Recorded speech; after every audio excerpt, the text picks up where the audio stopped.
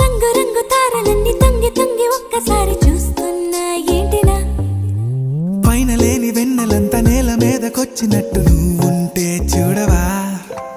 మంచువాన నన్ను ముంచనంట, వాన విల్లు మీద ఇల్లు కట్టెనెవ్వరంట.